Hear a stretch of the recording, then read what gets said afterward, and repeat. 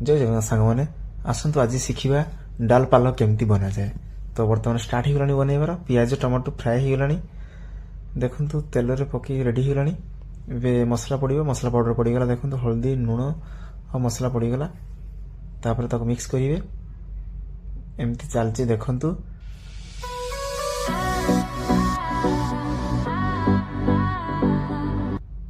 तापर ए पालक पड़ला देखु पालक कटा होता फ्रेश पालक पूरा कटा होता पड़ला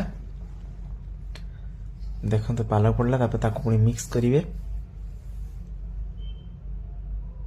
देखो मिक्स चली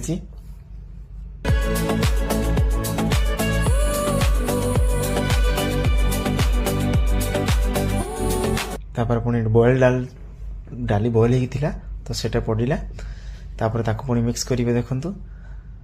तो मिक्स कर सारा पर अल्प पानी देवे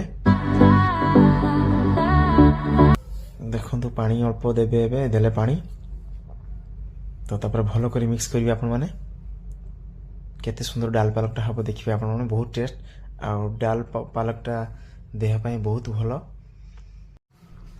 तो डाल पालकटा सुस्थ खाइबा तो आपण मैंने रेसिपी देखी पारे ए घरे बनई चेष्टा करेंगे खायापी देह पाई बहुत भल आ देह सुस्थ रहे गुड़ा खाइले किसी असुविधा नहीं देह।